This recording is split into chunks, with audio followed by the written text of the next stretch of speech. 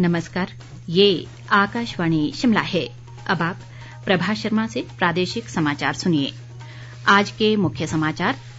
राज्य मंत्रिमंडल ने विद्यार्थियों को लैपटॉप देने और मुख्यमंत्री आवास योजना के तहत 1300 नए घर बनाने को दी मंजूरी। मुख्यमंत्री ने कहा, यूक्रेन में फंसे हिमाचल के 58 विद्यार्थियों को वापस लाने के लिए सरकार प्रयासरत, 410 पहुंचे सकुशल।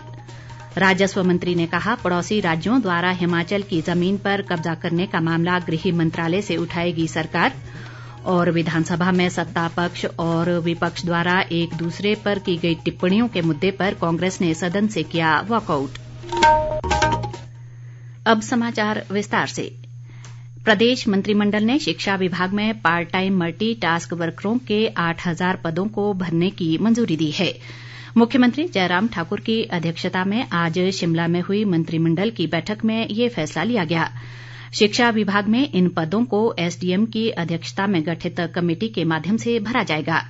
बैठक में बाढ़ व वर्षा से मकानों को नुकसान की स्थिति में प्रभावितों को 1,30,000 रुपए देने का फैसला भी लिया गया। मंत्रिमंडल ने विद्यार्थियों को लैपटॉप देने और मुख्यमंत्री आवास योजना के तहत 1300 नए घर बनाने को भी स्वीकृति दी। इसके अलावा विभिन्न विभागों में करीब 200 पद भरने को भी मंजूरी दी गई।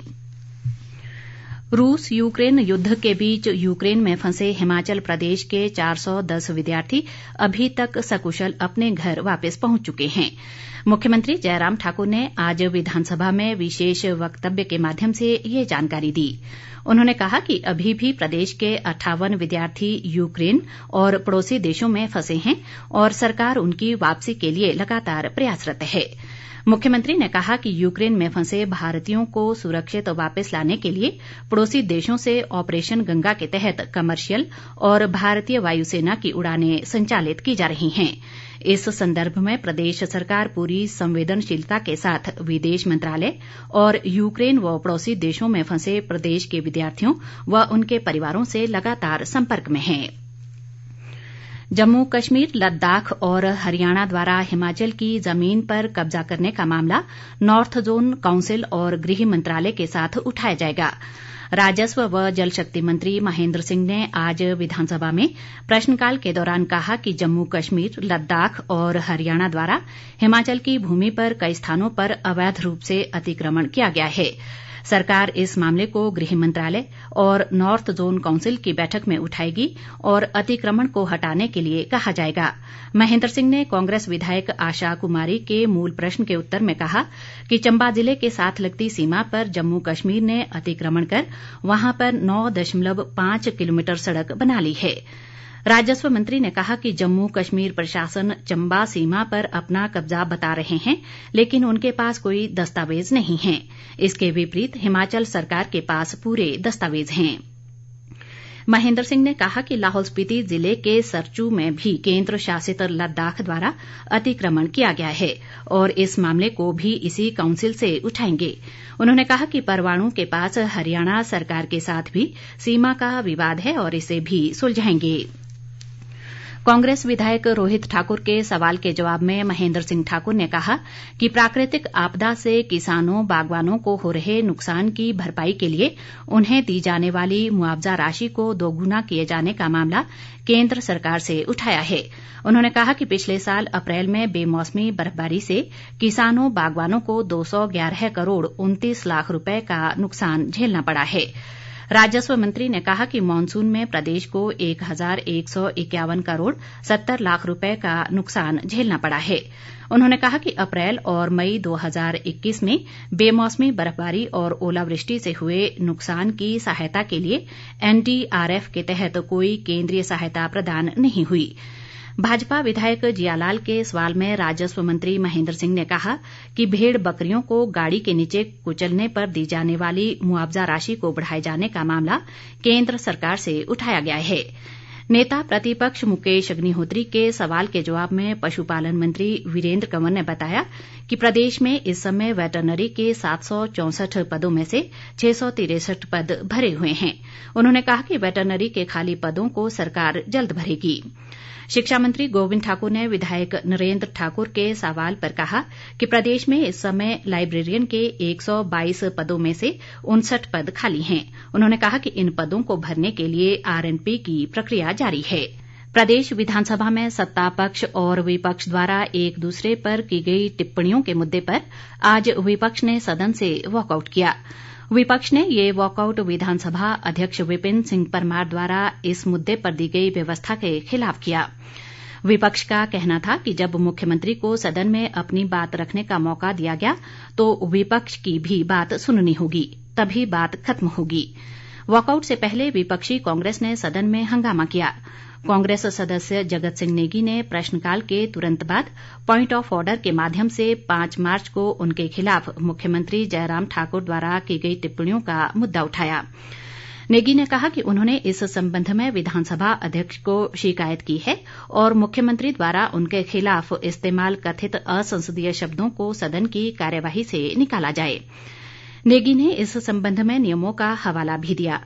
मुख्यमंत्री ने इस मुद्दे पर कहा कि यदि जगत सिंह नेगी ने नियमों की धज्जियां नहीं उड़ाई होती तो नौबत यहां तक नहीं पहुंचती।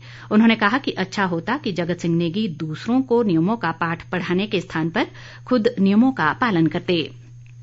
उन्होंने विपक्ष के वॉकआउट पर प्रतिक्रिया व्यक्त करते हुए कहा कि विपक्ष ने सुर्खियों में बने रहने के लिए विधानसभा अध्यक्ष के फैसले और मुख्यमंत्री की टिप्पणी पर सदन से वॉकआउट किया। इसी मुद्दे पर नेता प्रतिपक्ष मुकेश अग्निहोत्री ने विपक्ष के हंगामे के बीच कहा कि बात तब तक खत्म नहीं होगी जब तक जगत सिंह नेगी को लेकर बोले गए मुख्यमंत्री के शब्दों को सदन की कार्यवाही से नहीं निकाला जाता। संसदीय कार्यमंत्री सुरेश भारद्वाज ने विपक्ष के वॉकआउट पर कहा कि विधानसभा की व्यवस्था के खिलाफ विपक्ष का वॉकआउट असंसदीय है। उन्होंने कहा कि विपक्ष का ये व्यवहार सदन की मर्यादा भंग करता है और इसकी कड़ी निंदा की जानी चाहिए। प्रदेश के वर्ष 2022-23 के बजट पर आज लगातार दूसरे दिन चर्चा जारी रही। चर्चा के दूसरे दिन सत्ता पक्ष और विपक्ष के सदस्यों ने एक दूसरे की कमियां गिनाकर राजनीतिक हमले बोले।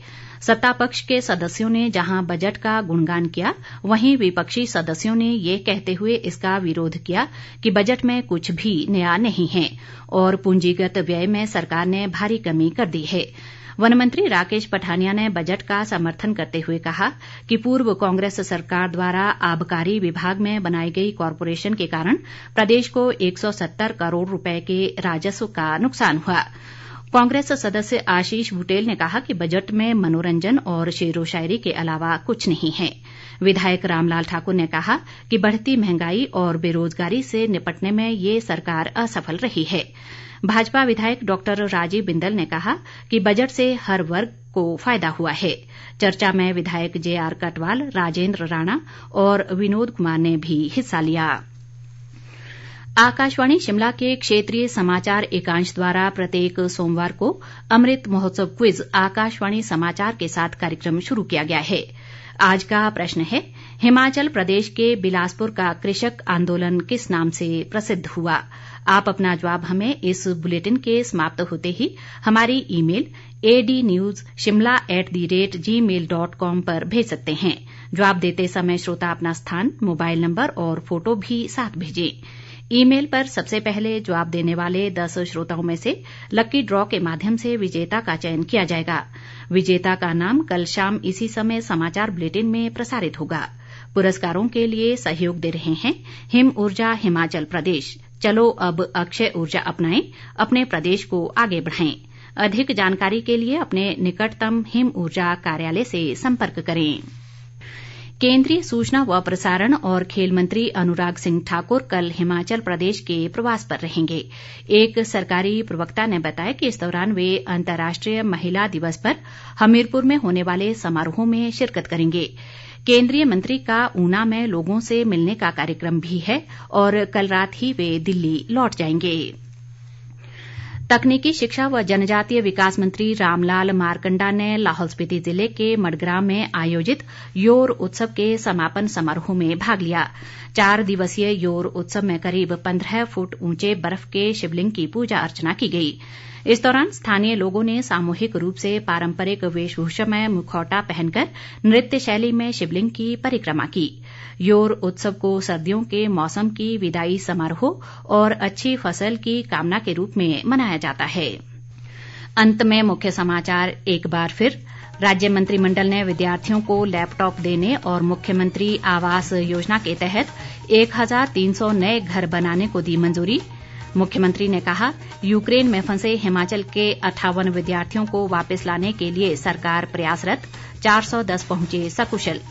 राजस्व मंत्री ने कहा, पड़ोसी राज्यों द्वारा हिमाचल की जमीन पर कब्जा करने का मामला गृह मंत्रालय से उठाएगी सरकार।